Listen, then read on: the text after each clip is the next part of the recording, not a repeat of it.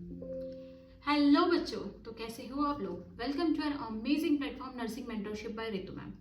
तो जैसे कि हमने स्टार्ट कर रखी है अपनी सीरीज जिसका नाम है हमारा NCERT line by line with questions. तो उसका बेटा ये लेक्चर नंबर 2 है। लेक्चर नंबर 1 में हमने क्या पढ़ा था, रेस्पिरेटरी की डेफिनेशन की, रेस्पिरेशन क्या होता है और रेस्पिरेटरी ऑर्गन, और उससे संबंधित हमने क्वेश्चंस किए थे, उससे रिलेटेड जो भी क्वेश्चन थे वो हमने किए थे। आज हम पढ़ेंगे बेटा मेनली जो है रेस्पिरेटरी ऑर्गन में, जो हमारा रेस्पिरेटरी ऑर्गन में हमारा पैसेज जो होता है, जैसे हम सांस लेते हैं, ठीक है ना।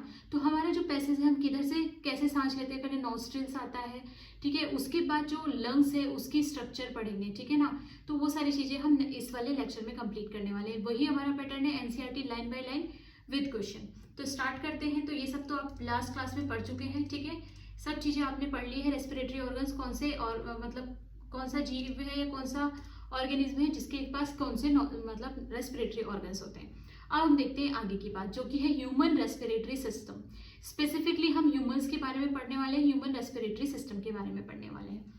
तो स्टार्ट करते हैं। तो सबसे पहले अगर मैं बात करूं तो यहाँ पे लिखा है we have pair of external nostrils. हमारे पास पेयर ऑफ एक्सटर्नल नॉस्ट्रिल्स है, ठीक है ना। ये जो दोनों है ये एक्सटर्नल नॉस्ट्रिल्स है। पेयर मतलब ये एक पेयर है, दो है हमारे पास।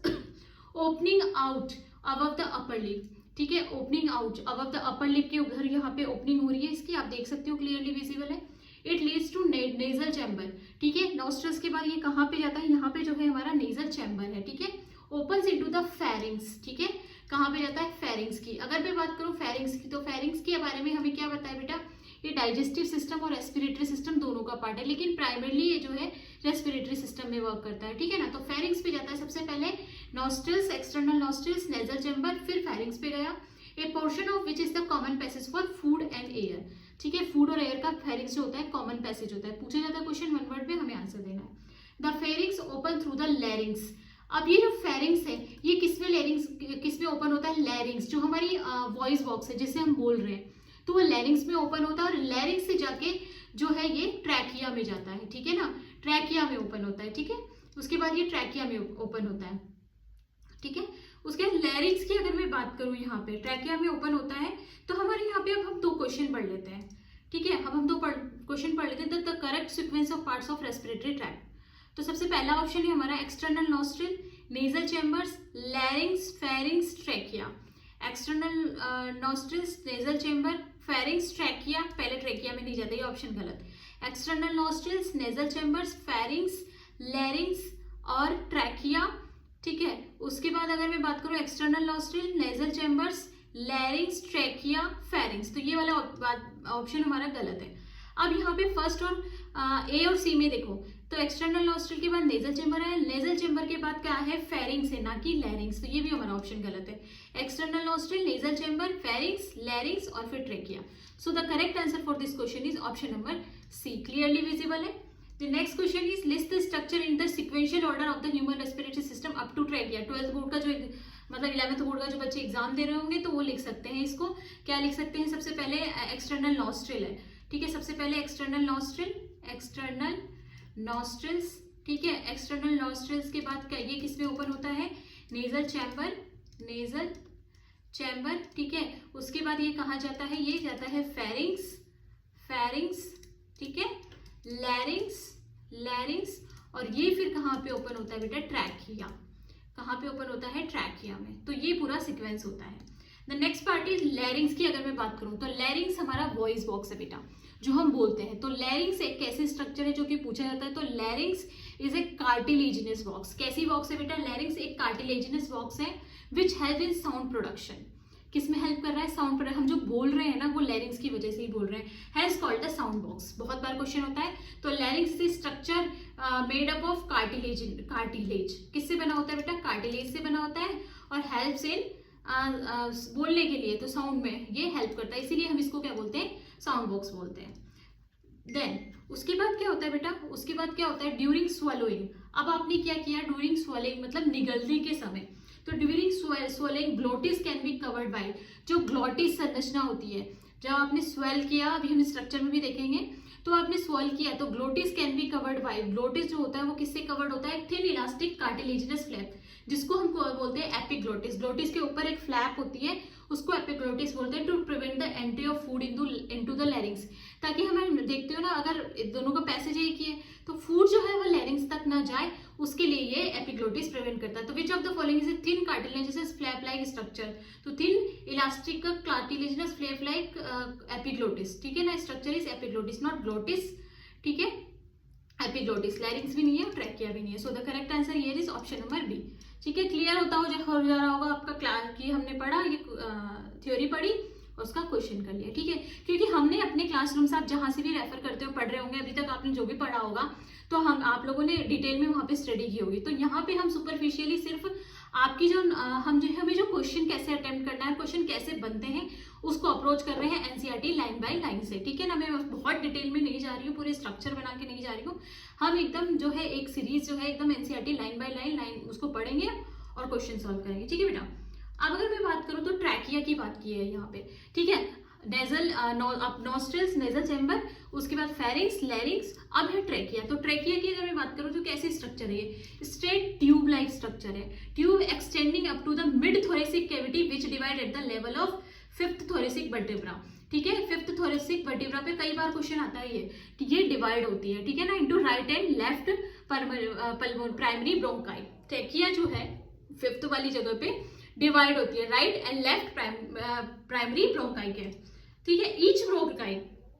अब हर ब्रोंकाई जो है undergoes repeated division from secondary. अब ब्रोंकाई जो सेकेंडरी और टर्शरी ब्रोंकाई में बन जाते हैं, bronchial ending up in thin terminal, जिसको अपन ने क्या बोला, ब्रोंकियोल्स बोला, ठीक है।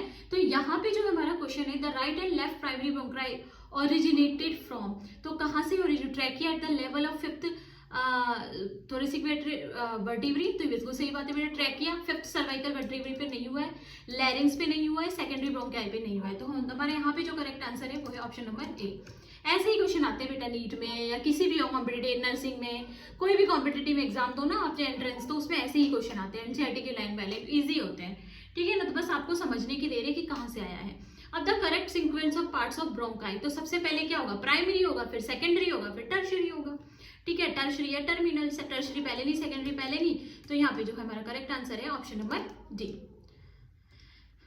Then the trachea, primary, secondary and tertiary bronchi and initial bronchiole are supported by, ये सब सपोर्टेड होते हैं इनकम्प्लीटेड सी शेप्स जो है रिंग होती है, जिसको अपन बोलते हैं कार्टिलेजिनस रिंग, ठीक है, कार्टिलेजिनस रिंग्स बोलते हैं, इनके द्वारा ये जो है कवर अप होती है, सपोर्ट होती है। तो trachea bronchi initial bronchiole are supported by the presence of cartilaginous rings, तो यहाँ पे फिलअप्स में कार्टिलेजिनस रिंग्स आएगा। ईच टर्मिनल ब्रोंकियोल, अब जो टर्मिनल ब्रोंकियोल है बेटा, give rise to a number of, अब वो जो है राइज होता है और number of thin, very thin, irregular walled and vascularise bag, जिसको हम बोलते हैं एल्वियोलाई, और एल्वियोलाई में ही हमारा गैसियस एक्सचेंज की प्रोसेस होती है, बहुत बार पूछा हुआ है। तो terminal bronchiole give rise to very thin and vascularise bag like structure, जिसको अपन क्या बोलते हैं, एल्वियोलाई बोलते हैं, ठीक है। ये हमारा एक क्वेश्चन बन गया, इसको हम जो है एमसीक्यू में भी लिख सकते हैं।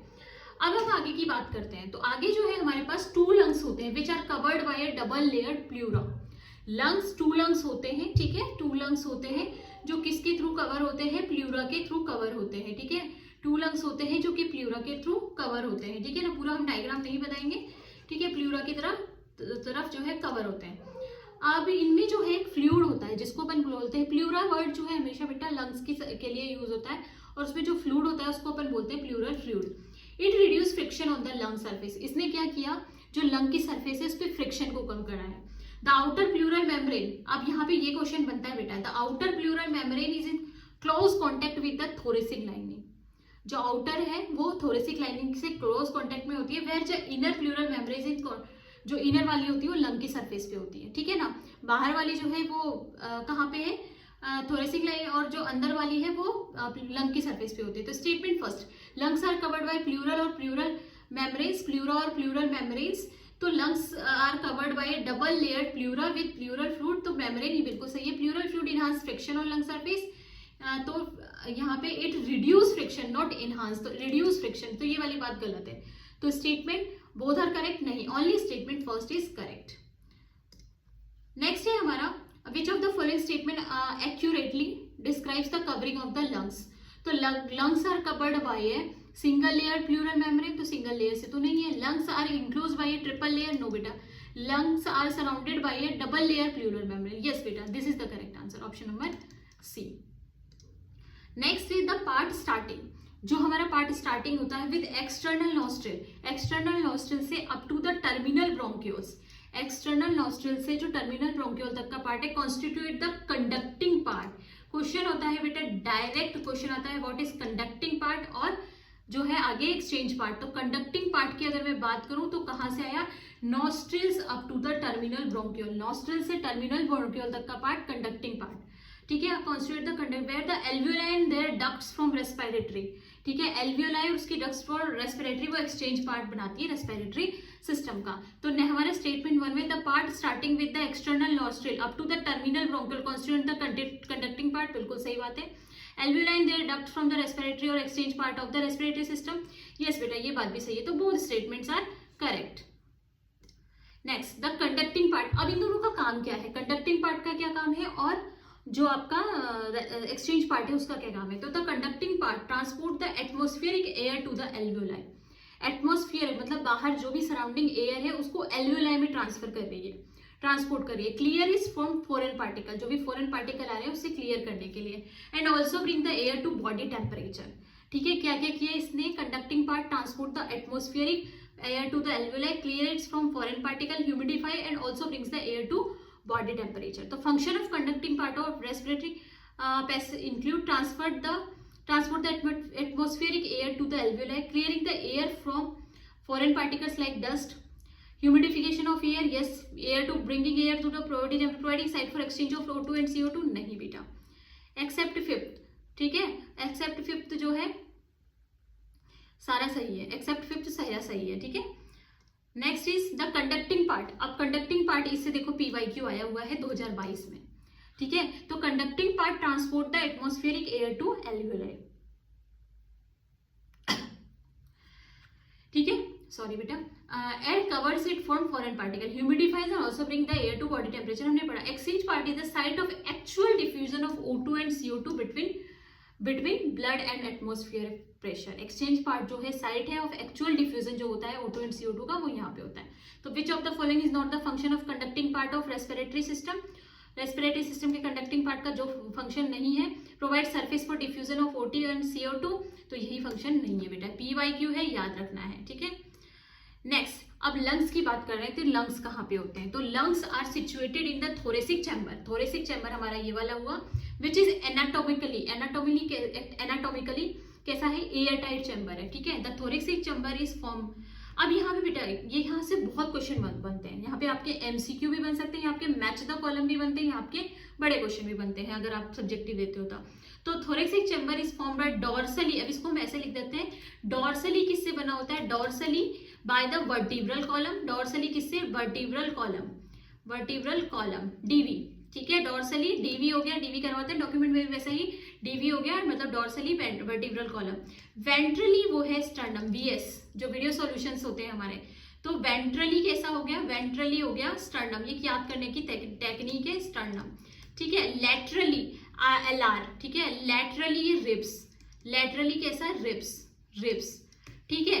और जो है लोअर साइड में डोम शेप डायफ्राम होता है। तो select incorrect about anatomical boundaries of thoracic chamber, dorsally by sternum, तो डॉर्सली वर्टिब्रल कॉलम है, ठीक है, तो ये वाली बात बिल्कुल गलत है। उसके बाद वेंट्रली बाय स्टर्नम बिल्कुल सही बात है, और lower side diaphragm laterally by ribs, तो ए वाला जो है ये गलत है, तो यही हमारा आंसर होगा। Next is the lungs are situated in, ये हमने पढ़ लिया। अब मैच द कॉलम, जो मैंने आपको बताया था कैसा क्वेश्चन आएगा, तो lower side boundary of thoracic chamber वो कौन सा है, वो है आपका डायफ्राम, लोअर साइड, ठीक है, लोअर साइड जो है डायफ्राम, तो फोर्थ का हमारा R है, ठीक है ना, फोर्थ का R है। उसके बाद dorsal boundary of thoracic chamber, तो डोर्सल में क्या आती है बेटा, डोर्सल में आपके आ गया vertebral column, DV vertebral column. तो फर्स्ट का हमारा, वैसे हमने एक करा तो हमें फर्स्ट का क्यू और ये मिल गया, तो हमारा जो सही करेक्ट आंसर है वो ऑप्शन A है, ठीक है। Then the anatomical setup of lungs in thorax is such that any change in the, अब देखो ये भी बहुत इंपॉर्टेंट चीज है कि anatomical setup जो होता है lungs in thorax is such that any change in the volume of thoracic cavity will be reflected in the lung cavity, कि अगर उसकी वॉल्यूम में कोई चेंज होगा तो उसमें जो है लंग की कैविटी में भी चेंज होगा, ठीक है ना। Such an arrangement is essential for breathing as we can not directly alter the pulmonary volume. ये हमें ध्यान रखना है कि as we can not directly alter the pulmonary volume. तो that is about your today's lecture. अब यहाँ पे मैं आपको एक होमवर्क दे रही हूँ बेटा। तो आपका ये वाला क्वेश्चन HW है, मुझे इसका आंसर कमेंट बॉक्स में बताना, और ये वाला आंसर क्वेश्चन हमारा HW है। तो यहाँ पे मैंने एक बहुत छोटी सी रेस्पिरेटरी जो ऑर्गन, ह्यूमन रेस्पिरेटरी सिस्टम के बारे में, उसकी एनाटॉमिकल सिचुएशन के बारे में, और कौन कौन से ऑर्गन होते हैं ह्यूमन रेस्पिरेटरी सिस्टम में आते हैं, उसके बारे में ये बताया है। आई होप आपको पसंद आया होगा। अगर कुछ भी आपको सजेशंस हैं या आप लोग कुछ चाहते हैं कि और भी कुछ आए, मतलब इसमें ऐड ऑन किया जाए, या फिर आपको लगता है कि बेनिफिशियल है, तो आप कमेंट कर सकते हैं, ठीक है। और किसी जो भी इसका नीडी है उसको रेफर कर सकते हैं। तब तक के लिए फिर क्या करना है, पढ़ते रहो, स्वस्थ रहो, मस्त रहो, खुश रहो। धन्यवाद।